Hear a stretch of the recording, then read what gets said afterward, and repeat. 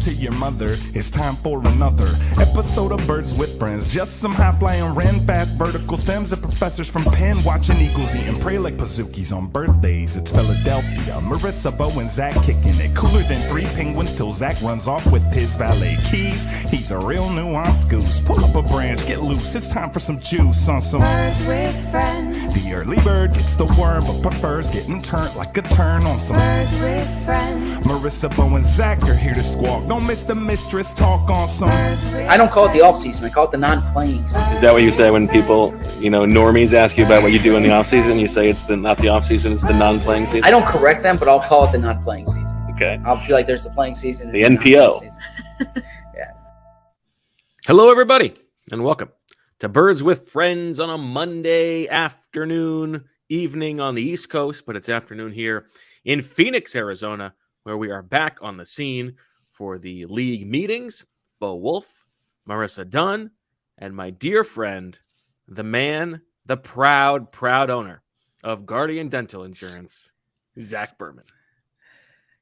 Don't understand what you're saying, but it is great to be here. I love the league meetings. This is my favorite event on the non-playing season calendar, and it already started off well. We spoke to Howie Roseman today. We'll speak to Nick Sirianni, hopefully Jeffrey Lurie tomorrow. There's more activity. You might even see him tonight. Who knows? Yeah, so there's a lot going on here, and always enjoy coming out to the Biltmore for the owners' meetings. Yes, we had the AFC coaches breakfast this morning. Had a little chance to sit with some former Eagles coaches, Andy Reid, Doug Peterson. Didn't get to spend enough time as we well would have liked with DeMeco Ryans, but we did ogle him from a distance. There was much hanging out. Not we. At the Biltmore as the league's movers and shakers walk on by. We talked to Howie Roseman this afternoon. We will get to that. He talked about the moves that he made this offseason, the moves he didn't make this offseason, the looming Jalen Hurts contract extension. And then tonight there's this big cocktail party where everybody's there. It's all off the record, of course, but very posh, very fancy. What are you going to wear tonight, Zach? I was just going to ask, what are the outfit choices for tonight? I wear a shirt, a jacket, and jeans. Yeah. You're going to go like solid color shirt? You're going to go pattern shirt? I'm going to go what I packed, the solid color shirt. Yes. White? Blue? Bo's going to match. We'll see. We'll see. And fancy jeans. And now, when you go jeans and a button down, do you tuck? Yes. Yeah, you tuck. Okay. It looks cleaner that way. Yes. Okay. Yes. But you're your own person, and you're natural at these things. So, I mean, this is right. I should be asking you. It's a cocktail party, Oh, wow. I think that was a shot. Of course, no, that was a compliment. That was a compliment. That's all right. I gotta take it. We were. I like it, Zach. We got Zach's doing the driving this week, so I can't be too mean. We're riding around. He's got his Carry Lake bumper sticker on the back. We are in good company. That is not true. Number one, okay, and that was. It was a busy day, a busy day, and yeah, busy. It was. Can we get into how the day started? I know you want to. Sure. I'm not. I decided let me explain it after to you. the combine. Let me give you my. After the combine, perspective. I said I'm not going to push back on this stuff. So even though we spoke to Howie Roseman today, even though he commented on CJ Gardner-Johnson for the first time, and we talked about Jalen Hurts contract extension, some of the other moves, I'm leaning into it. So Bo, the floor is yours. Marissa, how are you? First of all. I'm good. And Zach did warn me as he got on. He's like, there's going to be like 10 stories Bo is going to have to tell on this podcast before we get anything Eagles related. So let me set the scene for you. This is how the day started. Okay. So the breakfast for the coaches this morning started at 7:45. We're about now Zach told me we are about 17 minutes away. So we planned to leave at 6:45 this morning. Got down a little early, got myself a coffee. I was ready. I was down there probably about 6:37, 6:38. Zach comes off the elevator right at 6:45, perfectly on time, like the taskmaster that he is. And he comes off, and there's another guy who comes off at the same time. And these two guys, it was like best friends saying goodbye. This one guy, he's just got a ratty t-shirt on. It looks like he's going to work out. He's like, oh yeah, have a good day. Here comes Zach, ebullient as ever, like light of the morning. He's like, hey, really great to meet you. Like, okay, all right. Like they must have connected. I don't know. Maybe this guy knows Matt Ryan. Who I don't know what the deal is, and like ask Zach how they met on this elevator ride. And Zach, you can tell the story of your newfound bromance. Okay, so I'm on the 6th floor. I got onto the elevator. Someone was there, and what's that? I said, just keep in mind it's 6:40 in the morning for the listeners. Yeah, that's not that early, by the way. Most of the working world is up well before that. Okay? I'm gonna have to say that's a little early for me. Okay. But that is early. Yeah. So the person was wearing a t-shirt of the company that provides our dental insurance, our company's dental insurance. And so I said to him, oh, do you work at such and such company? And he said, yes. And I said, oh, I have my dental insurance through them. And it was just a conversation. Okay. It was just normal elevator conversation. The same as if I was wearing an athletic sweatshirt and someone walked in and said, oh, do you work for the Athletic? And I'd say yes. And someone says, I subscribe to the Athletic. I subscribe to your dental insurance. That's all it was. Nice conversation. We spoke about the policy, and then we got. How much time did you have on this elevator ride? How do you know what You're our on the policy 6th floor. It's not that far. And then I said, nice to meet you. And I said, good morning, Bo. And then Bo was like, was affronted by the notion or the concept that somebody would actually be nice to somebody else on an elevator in the morning. Right? Like, oh, what are you taking by? I'm not friendly. saying that you did anything wrong. It's like treat everyone with respect. I like that, Zach. Yeah. You say good morning. Well, A good I think of morning treating can go people a with long respect way. as just giving them their space. But we have different ways Okay. of respecting people. Yeah, I mean, and Bo was a little taken aback by. I said I actually think it's like pretentious. Just to see his tag, you're like, what do you got there? A Gildan? What are you rocking with? No, this suggests. What's that? Fruit of the Loom? No, Bo's like. Let me see. So by the way, have you ever heard these stories? Have you ever heard these stories about when Chip Kelly worked in the Eagles facility? Like, don't say hello to him. Don't just walk straight. Don't make eye contact. That's what Bo Wulf wants. That's the not what I only want. way. I'm not saying be rude. I'm not saying dare go say through hello your to life Bo with your Wulf head in the down. morning. I just at 6:40 in the morning, you're making best friends before the day's even started on a 90-second elevator ride. I'm impressed. Okay, thank you. I tried to be friendly to everyone that I come across. You Now, to be never fair, the know. guy who works at the company said he's heard not great things about the dental insurance. Well, don't. But we weren't on the record, okay? Why would you say that? Anonymous man wearing Guardians t-shirt. All right. I've leaned into this. I think I've fallen over at this point. Okay.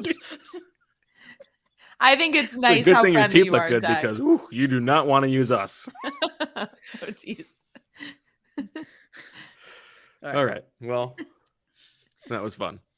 And I'll say it was nice spending time with Bo. Bo at these resorts, I'll tell you, he fits right in like What is I'm this saying- nonsense? Yeah. But no, seriously. But What do you mean? Well, you got your resort attire on today. I have a polo shirt on. And shorts, yeah. And, Okay. yeah, and you were What am sitting I there lounging by the pool? What do you think is going on here? Yeah, you were sitting there in the bar area. You had your laptop out, and I'm not having a drink. I'm working. Yeah, Come but on, do it, I'm Zach. I'm Throw saying, him out. yeah, like so the at the Biltmore, okay, like they'll be able. Sometimes they can sniff out the writers. They would not sniff out Bo. Bo acts. This is ridiculous. Yeah, yeah. So that's why it's always good to kind of be Bo's wingman at these events because he fits right into these. Well, I'm excited to hobnob with the owners and GMs tonight. Introduce myself to Kwesi Adofo-Mensah and say, "Hey, nice to meet you. I'm Bo Wulf. I have Alliance Health Insurance. What do you have?" Would that be a weird thing? Who does your taxes? I will use the example again. If you wore an athletic shirt and someone said, "Oh, you work at the Athletic," it's the same exact thing. It's just making the easiest conversation. They have that on their T-shirt. If he was wearing like a solid blue shirt, I would just say good morning. Maybe. What if he was making a Blake? What if he was wearing a Blake Masters shirt? What would you say? I probably wouldn't bring that up because I don't like to talk politics. So yeah, but if you respect the person and they're wearing that shirt, they clearly want to talk about it. Well, there's other things like I can discuss at that point. Oh, okay. Right? Like nice hotel. I would probably say, how do they pump the smell into the hotel? If you said to somebody wearing that shirt, "Nice hotel," I think the undercurrent there would be, "Hey, a lot of white people here, huh?" Okay. Bo, I want to circle back like that. The color you're wearing today is very resort-ish, right? That's like a resort green. That's not like Well, am of I course, right here? The sickos will remember this. It's like a polo teal. It's from Florida. was purchased when we were in Miami. Yep. Yeah, and that's I only orange then one. realized that I was wearing Dolphins colors. Yeah, Yep, I remember. Yeah. So that is you are in resort attire. I think that's I'm not appropriate. in resort attire. I'm wearing a shirt. I'm not like in a bathing suit. I'm not like in a floral, like all white outfit. I mean, you weren't wearing what you would typically wear. I wear this polo to training camp all the time. Okay. All right. I don't know what you want me to Let's tell get you. into it. Let's get We're into it. definitely going to need outfit photos this evening after all of this conversation. Yeah, we should take a picture, and then of course, if you're listening to this podcast, hit us up with hashtag What's Your Dental Insurance, and let us know what you guys use, whether you like it, and whether you think we should switch. And take the photo in the elevator. And also, like a good X-ray of your mouth would be helpful. We'd love that too. What do you Any mean dentist switch? listening? We can't switch dental insurance. We only have one option for our dental insurance. Yeah, but we could lobby for a change if we need to. Yeah. I would defer Change to comes you. from You're- within, right? But Yeah, don't they- you're like Bo's a big shot at the company. If there's anyone who can make a change to our dental insurance of the three of us, it would probably be you. Bo is, and Marissa, am I correct here? Bo is quoted in company newsletters, like his photo in our most recent company newsletter. There was a big photo of Bo. There was a photo of Bo with a Q&A. It's like 5 people in the whole company that they wanted to survey, and Bo was one of them. He's not lying. Yeah. Exactly. An absolute mischaracterization of what that is. But Guardian is our vision insurance too, right? yeah, dental and vision. Yeah. Yeah. What do you have to say about that? Well, it's obviously working very well. Zach could read the guy's shirt. I don't go to the eye doctor, so Really? yeah. Why not? We still haven't gotten into the Eagles, but I got LASIK. That was a very hard stance. Like I got- don't go to the eye doctor. I got LASIK eye surgery earlier. Yeah. So, Okay, that makes sense. So that's why I don't go to the eye doctor anymore. That's good. I could use that. I Oh, wonder it's if they life- would cover it. It's life changing. You You There you think go. Guardian would Rachel cover had it? it as well when she was younger. I've been gifted perfect vision, so I'm in good shape there. All right, Zach, let's get to it. We got to talk to Howie Roseman today for the first time since Super Bowl week. Obviously, a lot has happened since then. What were your bigger takeaways? I think, Yes. and I am guilty of many things, but one of them is that I think the discussions that we have on the podcast and what we talk about colors what like I think other people are talking about. And there were no questions to Howie Roseman about dental insurance or anything of the like. But we have not spent a lot of time on like Jalen Hurts contract discussion talks because my operating assumption here is that they both want to get a deal done. They'll get a deal done. There's no rush to get a deal done. What's the much ado about nothing. But the portion that we talked to Howie Roseman today, I would say 70% of the questions were about what's going on with Jalen Hurts, when's the deal going to get done, all this stuff. Am I like, and let me know if you're in the chat, am I off topic? Am I off base here? Like, is this a real concern for people, for Eagles fans, that like this deal is not going to get done? I feel like this is fine. Why is there so much agita about this? I feel like the chat has asked a lot about this this offseason. Yeah, you're absolutely right, Marissa. I agree and disagree with Bo. I disagree with, but like this is a huge topic for fans. And I know that anecdotally from just conversations with people, you know, in elevators, wherever I may go and strike up conversation about the Eagles, people always ask about the Hurts contract. Radio appearances, they always ask about the Hurts contract. So I disagree with you that it's not like a big story. It's a huge story, and it's probably the biggest story of the offseason for the Eagles. Where I agree with you is, I think you have to understand like what Howie Roseman's saying and what he's not saying. So you ask the question, you get it, you get the answer, right? Like how much more are you going to get with each subsequent follow-up, right? That's kind of what I'm curious about. My stance on this is it's going to happen. It's not a matter of if, it's a matter of when and how much, right? And what the structure is. I think the when is a relevant conversation point. A lot of people want to know, when is this going to happen? Is the Lamar Jackson or the Justin Herbert, the Joe Burrow contracts, do those set the precedent, or does Jalen set the precedent?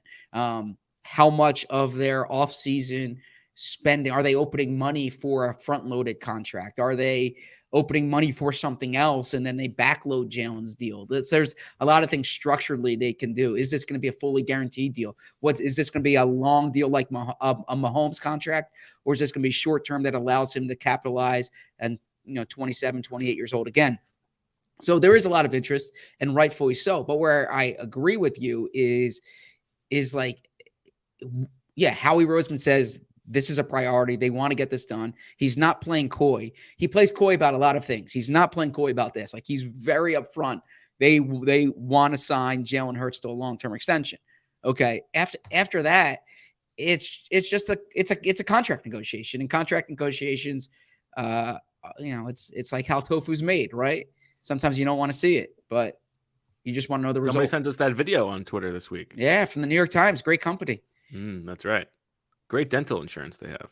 Well, I don't know, actually, because we're not on their dental plan. We're on the Athletics dental plan. So, yeah. So I couldn't tell you about their dental plan.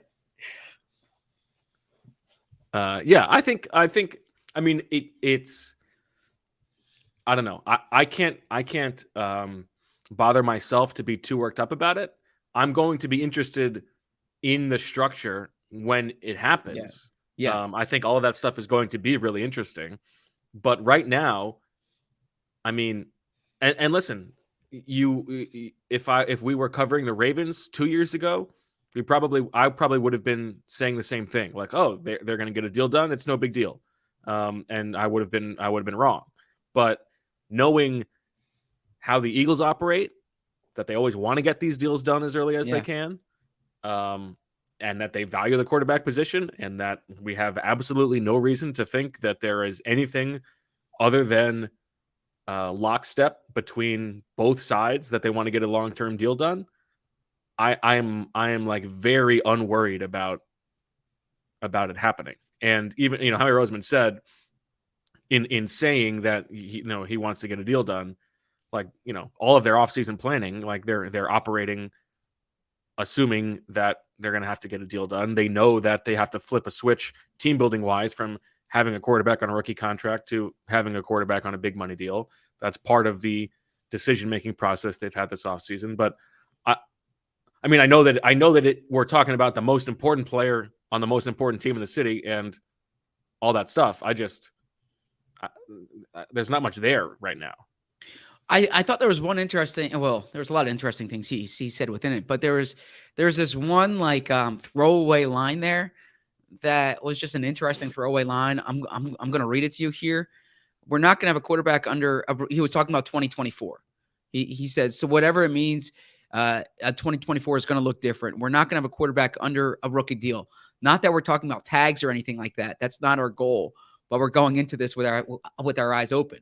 What's interesting about that is that where this becomes a story, a bigger story, I should say, is if he goes into the season without a deal. If he goes into the season without a deal, then it's like, oh, this could he might get the tag after the season. And as we're seeing in Baltimore right now, it becomes contentious in most situations when a player's on the franchise tag, right? Because the franchise tag, by definition, keeps them from signing that. Like, they don't have the long-term deal when they're on the franchise tag. And so the Eagles leverage, whatever, there's all this, I had a debate with someone today who has the leverage. And, some people say the team that has the money has the leverage. I tend to think that leverage is about options, right? And the way the Eagles can restrict that is with a franchise tag. I don't think it gets to that point. Howie Roseman said they're not thinking like that. I think a deal gets done in this offseason. The Wentz deal happened in June. I would imagine before training camp, Jalen Hurts signs his contract that makes him one of the highest paid players in the NFL. So I don't think it's a big deal now. But if for some reason this went into the season in the next offseason, then that's when it gets kind of dicey, if you will. Yeah, and I don't think it's going to get there. I agree. Now, it's also interesting, and we can sort of pivot a little bit here while still talking about the quarterback, because one of the interesting things that Howie Roseman said today was, he was asked about the fact that so many moves this offseason have been bringing back old guys, right? And we've talked about it. Every single one of these decisions is totally defensible on an individual basis. They all make sense. And yet, to pull back and say the 5 biggest contracts we've given out this offseason have been to guys who are 30, 32, 32, 35, and 36 or whatever it is, that's not ideal. And, he has talked before about not, redoing the mistakes of the post-2017 season. And so this was interesting. This is what he said. He said, first of all, we did go to the playoffs. We won the division, talking about after 2017. Yep. So it wasn't like we were a total S show. Maybe that was the perception. We had one terrible year. I think the most important thing is you need high-level quarterback play. And at the end of the day, 2020 wasn't a great season offensively for us.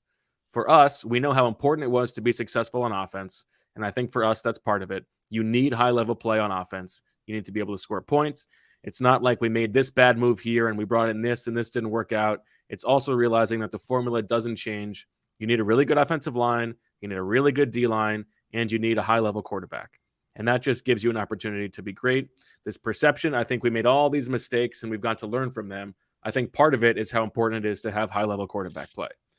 And so that was really interesting because it's an intentional shifting of the blame. Howie Roseman knows what he's doing here. Of everybody's always talking about, like, I made all these sentimentality mistakes and brought in these old guys, but nobody would have been worried about that if Carson Wentz didn't just fall off a cliff. And on the one hand, that's true. On the other hand, Howie Roseman bears some significant culpability for how Carson Wentz fell off that cliff. You sign the Alshon Jeffrey contract and all of a sudden he doesn't have anybody to throw to. The offensive line is getting injured. Like, those things were all part of it. But in relation to Jalen Hurts, I think he would say, and I think the Eagles would say, like, the way that they know that Jalen Hurts is wired, they don't foresee any kind of similar situations happening with him. They are not going to let an elite quarterback out of the building. right? So I think it's all part and parcel of the same thing. Yeah, I mean, they benched their quarterback in 2020, so that is accurate. That Right. they didn't have high level quarterback play. That Right. they were a bad team that year for a lot of reasons, but they were a great team last year in large part because their quarterback was awesome. They were a bad team in 2020 in large part because their quarterback wasn't awesome. And if Jalen Hurts takes a step back, they're not going to be as good. Yeah, And if he's as good, then they're going to be fine. Exactly. It's kind of like Howie's year off when he said that it really showed to him the importance of the franchise quarterback, right? I mean, it's kind of simplistic that like every moment of reflection is the quarterback's really important. Well, yeah, the quarterback's really important, but there are we've documented all that went on in 2020. We've documented the downfall of Carson. We certainly don't need to relitigate it, right? I mean, there were a lot of factors at play. I think you could read that quote if you wanted to read it charitably and not just him throwing Carson Wentz under the bus. I think you could read it as him acknowledging that he has to do whatever he can in his power to what's the word I'm looking for? Like the gardening, like fertilizing. Fertilize, yeah. Okay. To set things up so that the quarterback stays at a high level, right? Okay. And so having high level quarterback play also means he needs to be committed to keeping the offense great and not just put it all on Jalen Hurts' back. Yeah. Now, the kind of I kind of chuckle a bit there because in a twisted way, the best thing that happened to them that year was that the quarterback was awful. Because if Carson Wentz was mediocre, they might have just rolled it back over with Carson, right? And would have been a new coach trying to fix him. And then Jalen doesn't get on well, who knows? Maybe Carson still goes down. But I was I mean, to me, it wasn't a huge deal. Like I recognize that we've written about all that went on in 2020. They made a series of bad decisions in 2020, leading up to 2020 there that led to a collapse. And there was a lot that was atypical for that year. I will grant them that, but every team was dealing with COVID, right? Where I give the Eagles credit, and I have, is they recovered it. There's a lot of teams that fall to 4-11-1 and they're stuck in 4-11-1.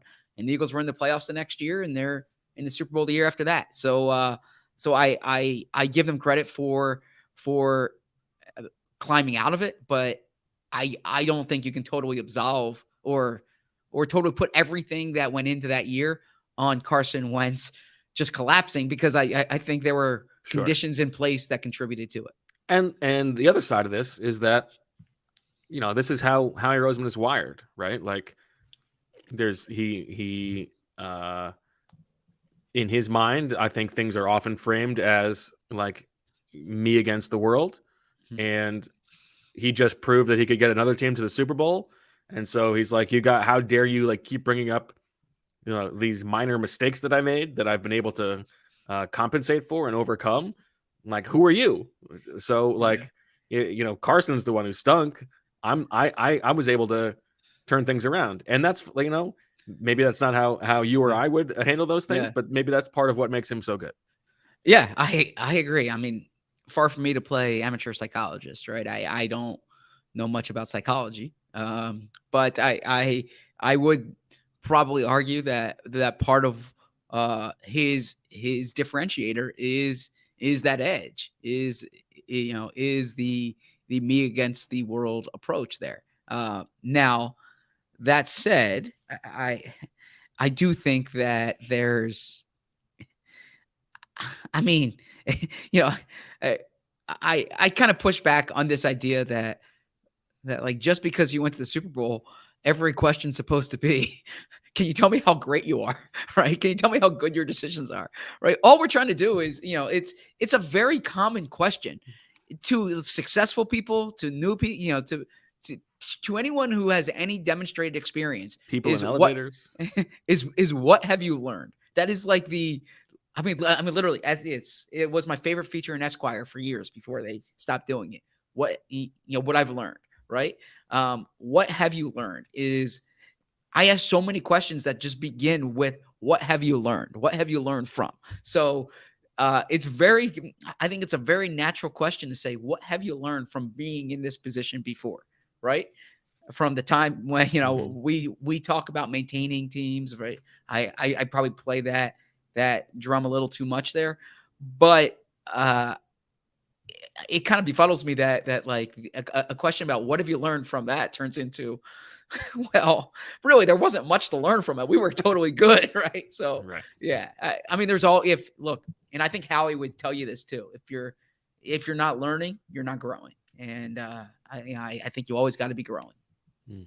All right. I wish literally, but I guess that means you haven't learned very much. I mean, I think I've hopefully grown as a podcaster, grown as a reporter. I'm a better reporter at the Biltmore this year than the last time I was the Biltmore at 2019. Okay. Yeah. All right. Let's take a little break. We'll come back. We'll talk about what Howie Roseman said about CJ Gardner-Johnson, the pivot that the Eagles took once that left the building, and everything else they've done this offseason so far. Now, our next partner is a pretty cool product. Let's talk about Athletic Greens. If you're looking to get better gut health, more energy, or a stronger immune system in a really easy, natural way, you must check out Athletic Greens. I'm sure you'll all agree that most of us are not huge fans of having to take a bunch of pills or vitamins in the morning. But with Athletic Greens, you can get rid of all those extra vitamin bottles and finally make some room in your cabinet. Athletic Greens is an all-in-one solution, and you'll really enjoy getting your daily vitamins. I heard about it from my sister's boyfriend this summer who kept raving about Athletic Greens, and I was wondering, what is this stuff? Well, with one delicious scoop of Athletic Greens, you're absorbing 75 high-quality vitamins, minerals, whole food source superfoods, probiotics, and adaptogens to help you start your day right. This special blend of ingredients supports your gut health, your nervous system, your immune system, your energy, recovery, focus, and aging. All of these. And with Athletic Greens, it's lifestyle friendly. Whether you eat keto, paleo, vegan, dairy-free, or gluten-free, it contains less than 1 gram of sugar. There's no GMOs, no nasty chemicals or artificial anything. And it supports better sleep quality and recovery, supports mental clarity and alertness. It's the one thing with the best things. Athletic Greens uses the best of the best products based on the latest science with constant product and third-party testing. Right now, it's time to reclaim your health and arm your immune system with convenient daily nutrition, especially heading into flu and cold season. It's just one scoop in a cup of water every day. That's it. No need for a million different pills and supplements to look out for your health. To make it easy, Athletic Greens is giving you a free 1-year supply of immune-supporting vitamin D and 5 free travel packs with your first purchase. All you have to do is visit athleticgreens.com/birds. Again, that is athleticgreens.com/birds to take ownership over your health and pick up the ultimate daily nutritional insurance. All right, back on Birds with Friends, Bo, Zach, and Marissa. We're going to continue to try to normalize eating on the podcast. So here's a peanut M&M. All Where'd you get for those? it. In my mouth. What's that? The peanut M&Ms. Where'd you get those? The airport yesterday. Interesting airport choice. No, that's a good one. Oh, peanut M&Ms before a flight is my go-to. Take Really? that bad boy. Get a little bit of protein. You get a little bit. I think I'd say my top-rated candy for sure. Yeah, I would agree with that. Actually, I'm big peanut M&Ms fan. Yeah, Marissa. Oh, I want to give a shout out yesterday to the airport. I was in the Jumbo Juice line. That's and, right. I've been waiting for you to tell me the story. Yeah. You were in the Jamba Juice line. Okay. The Jamba Juice line. And Matt Quinn from Mount Joy said hello. He's going on tour. I have so much respect for what they do. And I mean, that's a hard lifestyle, like the showbiz lifestyle. Yeah, I give a. Did he give you any kind of like we talked Eagles, Defop sicko reference? No, I actually thought of Brendan Quinn because he was talking about how him and his friends are always connecting about the Eagles, and he's gonna be back, for the draft. I don't want to speak out of turn here because we weren't like on the record, so I don't want to share. I don't want to share what we said, but I know that's right. yeah, I thanked him for that song. I said Thank we're the all world big for that fans. song. I mean, on behalf Yes. of the world, rather. I said we're all big fans, and it was great connecting with him. It was great connecting with him at the airport. Bought my tickets for the Philly shows. Yeah, that what are coming the in dates? August? Yes, there's 2. Okay, let me pull it up. Yeah, might as well alert our listeners if they want to. I don't know if there's even tickets left. Oh, they're running low. August 12th, August 13th. Perfect. Saturday, Sunday. I think of so Jerry Seinfeld, his favorite story about show business is about the Glenn Miller Band, and their bus breaks down and they're it's in the snow, and so they have to walk to their show, and the orchestra's carrying all their stuff through the snow, and they see this house, and the lights are on in the house, and there's this father, son.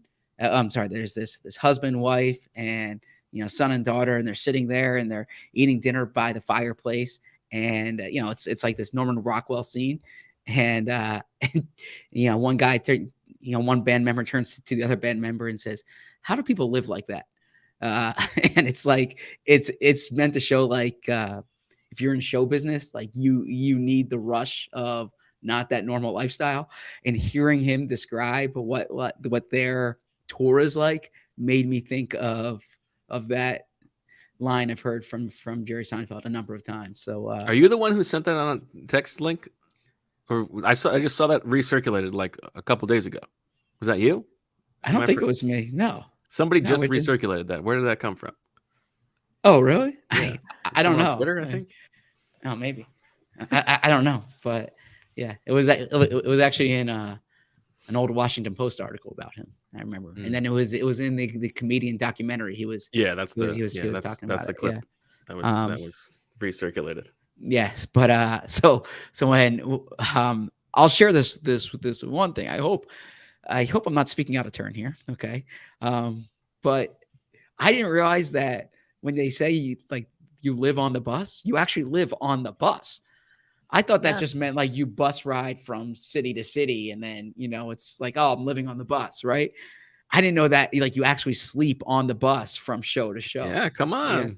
Yeah. So that really is some lifestyle there, but that's what you sign up for, right?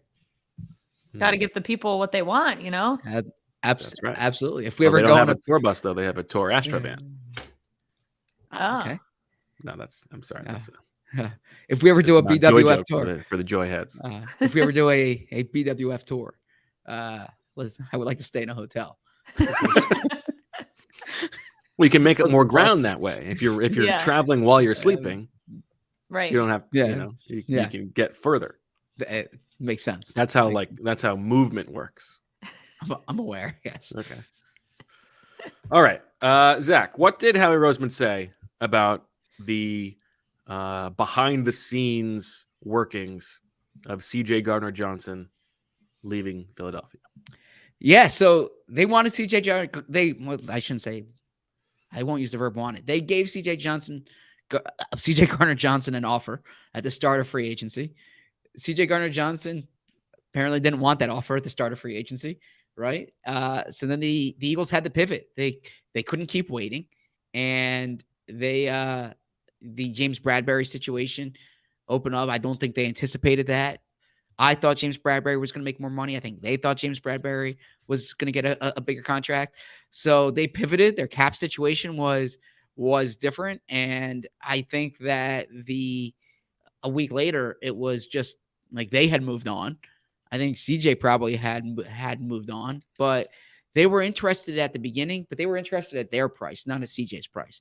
And you could say CJ's price is unrealistic, but I think it's worth pointing out because if there's someone you like, there's some players you're like, we are not going to let this guy out of the building. We're going to move mountains to keep him, right? We're going to structure contracts a certain way. We're going to make this work so we can keep him. And they clearly didn't take that approach with CJ Gardner-Johnson. They wanted him at their number. Yeah, and I think one of Howie Roseman's strengths lately, over the past couple off seasons, has been being diligent about those numbers and not being too loosey goosey, right? Like, they didn't extend a little bit more to sign Allen Robinson, or although he ended up signing for about the same, he just chose the Rams. But they didn't go to $17 million for Christian Kirk or whatever it was. I think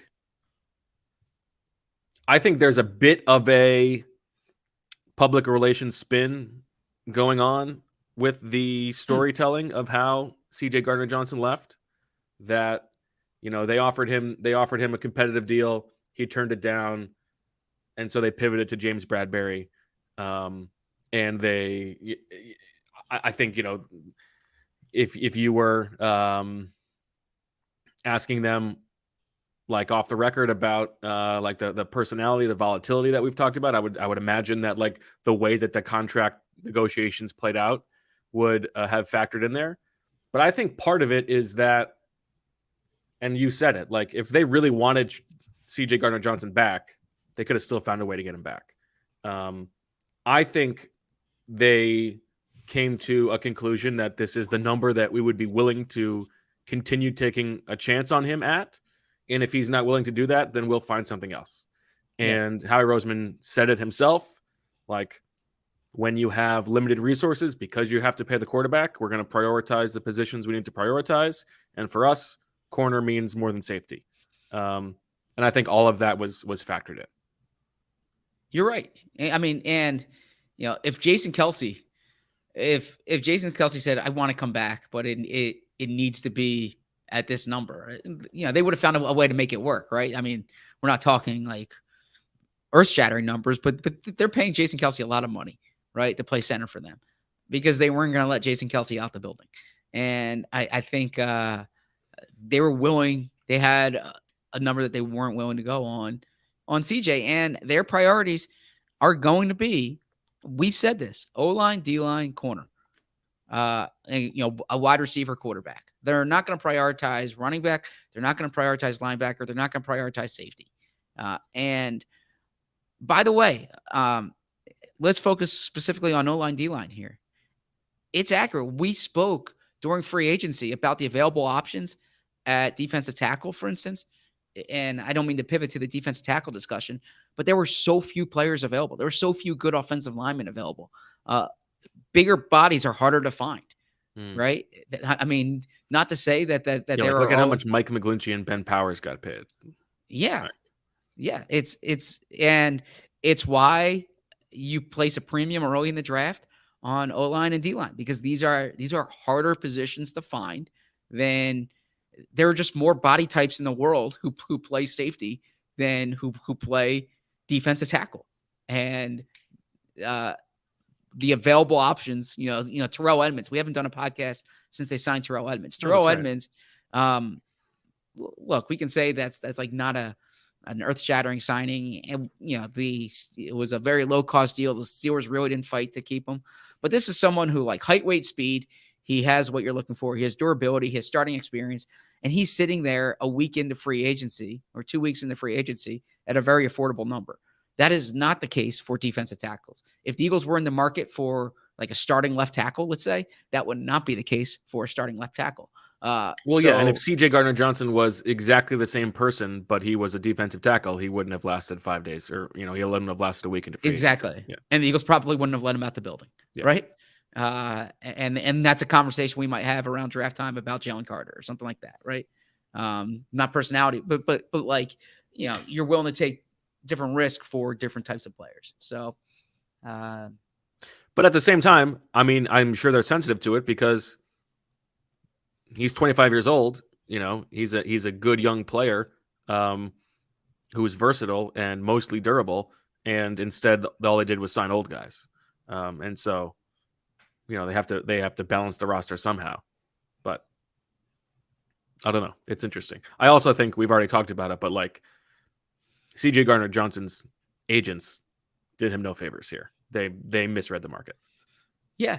I mean, if I kind of made this reference to someone in passing today, is that if they were going to pay Jesse Bates money, they could have paid Jesse Bates money, right? So CJ Gardner-Johnson, we've spoken about it, that free agency is a way for you to find out, fortunately or unfortunately, what the market thinks of you. Like Mike McGlinchey, the market thought that of Mike McGlinchey, right? I mean, you might not think of as high of him, but he's valued in the market at that price. CJ Gardner-Johnson was valued at the price that he got offered. All right. Anything else for Howie Roseman that you thought was interesting? Yeah, I mean, I really defended Fletcher Cox. So I asked him about the defensive tackle situation here, and he said Milton Williams, they drafted him high because they drafted him because they liked him. They traded up for Jordan Davis because they liked him, and he doesn't understand the perception Mercy, of Fletcher Cox. Toss it to me. And he doesn't understand the perception of Fletcher Cox. He said Fletcher Cox had 7 sacks last year. How many defensive tackles had 7 sacks? The answer is there's 11 defensive tackles or interior pass rushers who had more sacks than Fletcher Cox last year. But that's still, I mean, to be 12th or tied for 12th on that list is impressive. Maybe there's some fan fatigue about Fletcher Cox. I think, like we said when they made the deal, I wasn't up in arms about it because I think Fletcher Cox got paid the going rate for what Fletcher Cox was going to pay. And Howie Roseman says Fletcher Cox took less money to stay here. But look, if you spend $10 million on a starting defensive tackle who has his resume, that's a fine deal. I don't have an objection to that. Yeah. But like Howie also said, I mean, listen, we killed him for the Fletcher re-sign last year. Yes. It was a totally different situation. This one, you had already lost Javon Hargrave. You got snaps to replace. He's making $4 or $5 million less than then, and he's coming off a better season. And he doesn't miss time. He's not as good of a player. It's fine.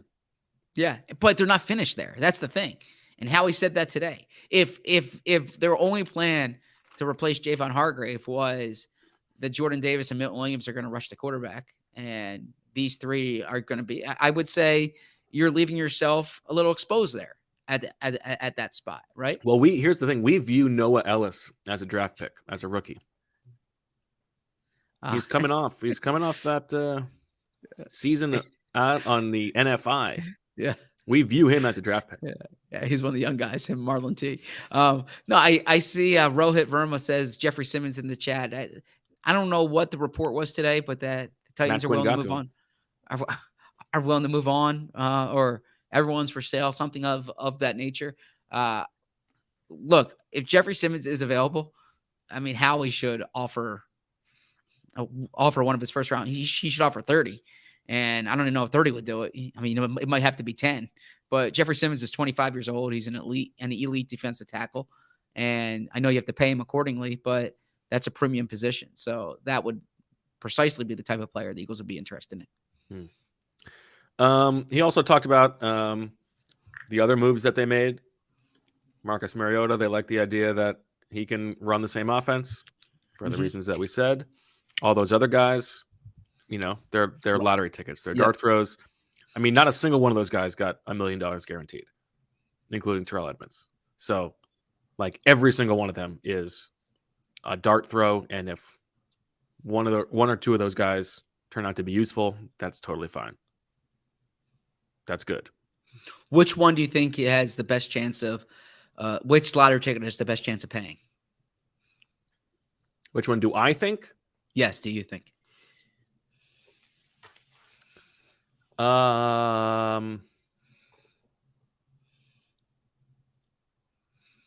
think, I think I would say Penny, but I kind of think it's Greedy Williams, only because they got so lucky health-wise at corner. I think they're going to need another outside corner this year, and there's a chance that he's better than Zach McPherson. What's your view on Terrell Edmonds? I think he's fine. I think he's young and durable and not that great, and that's totally fine. I don't think he's going to be like excess value. I think he'll be probably slightly worse than Marcus Epps. Yeah, like we wrote in our grading the move, a player doesn't usually like start to just all of a sudden get so much better in year 6 after X thousand snaps. Sometimes there are guys who were in injuries or bad situations. Brandon Graham came on later in his career, but he was never really a full-time starter, right? Terrell Edmonds has been a starter for 5 years, basically. And like at this point, he kind of is what he is. But I think that's fine. I think they're going to get what they paid for it. If they can get more, that's fine too. But he's a durable player.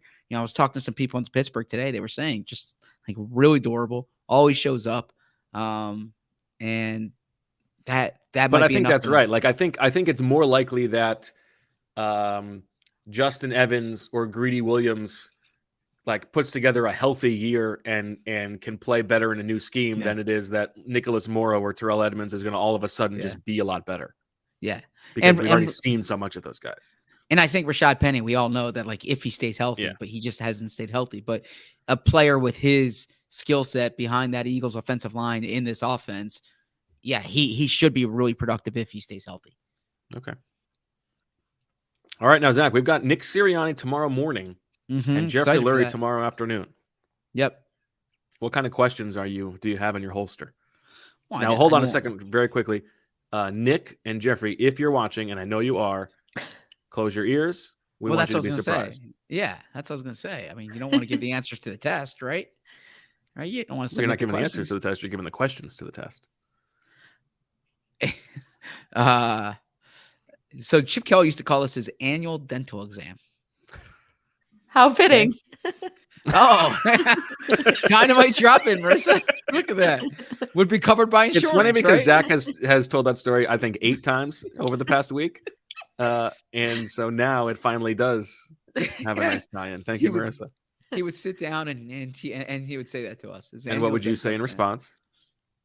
And I would say, this is like Christmas morning for me, Chip. Yeah. So I look forward to this. It used to be an hour. Now it's only a half hour. I wish it was an hour. But I always look forward to this. It's a casual environment, a chance to really speak to them. I have a lot of questions. I want to know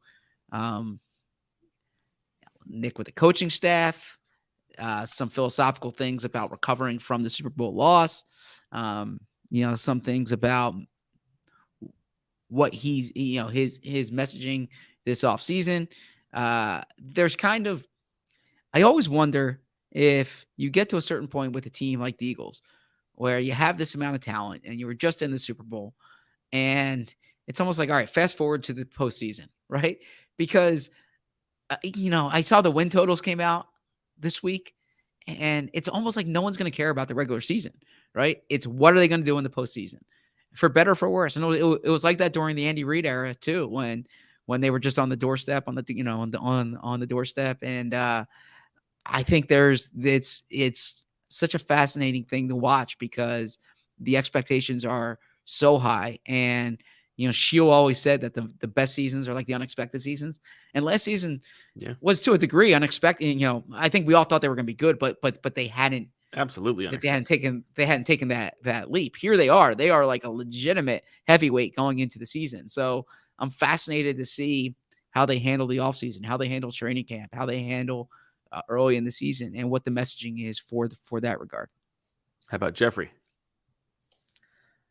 Oh, I'm interested in some league stuff, some legacy stuff, some organizational stuff.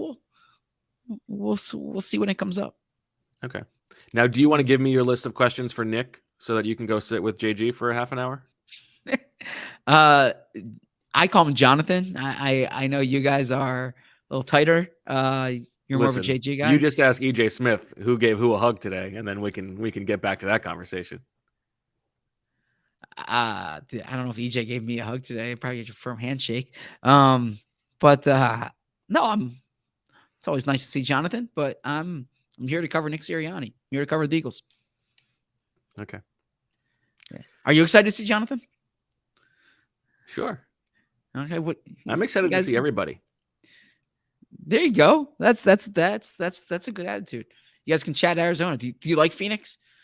Are you a Phoenix guy? Having been here for the third time in 6 months, Mhm. I'm a little tired of Phoenix. Do you like a Scottsdale?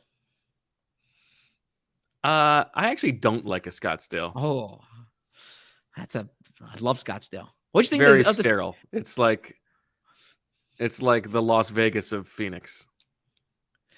Okay, I love Las Vegas as well. Yeah, I know you do. It's all very man-made. yeah. It's very it's like a Man-made. mall. No thanks. And what do you think of that chopped salad last night? Now listen. First of all, we had a lovely dinner last night. You, me, EJ, and Defop Ben Harris. Go Terps, Marissa. Yeah, baseball season starts this week, right? Zach has been talking about this chopped salad, I think, since I met him. And you think he's told the dental exam story a lot. I have heard about Cowboy Chow and Jeff Passan's recommendation and this chopped salad. You got to have it. Like, how good could a chopped salad be? I got it last night. I'll tell you what, it was a good chopped salad. Wasn't the best thing I've ever had in my life, but it was a very good chopped salad. What was in it? Oh, you had a little salmon. Wow. Some smoked salmon, some roasted corn, some what else is in there, Zach? I don't know. I don't remember the other things. Some crunch. You had nice It's balance awesome. of acidity and textures. It was good. Yeah, it was very good. Love it there. Yeah, I would say the best chopped salad I've ever had, which puts it about on par with like the worst French fries I've ever had. Okay. All right. That's not fair. French fries can be pretty bad. It was good. It was really good. It was a good recommendation. I'm happy. I'm glad. I always try to come through for you. You know, you were discerning. Yeah. You have a discerning palate. So Now, how were your scallops last night? Because you did box yourself in because you asked two different people what they recommended and they both said the scallops. And so you had to get the scallops. yeah, I had to at that point. Didn't really love the scallops, to be honest with you. Ooh. Yeah. See, didn't love the scallops. that's the prison of your own making. Yeah, but I think the bartender and the server felt emboldened. You know, But if you don't like scallops, you don't have to get scallops. I do like scallops. I didn't like these scallops last night. So, but everyone has a different palate. So, Not when it comes to that chopped salad, though. which cocktail did you like better, your first or your second? Listen, just because you're a teetotaler doesn't mean you gotta make me sound like a lush because I had 2 or 3 drinks.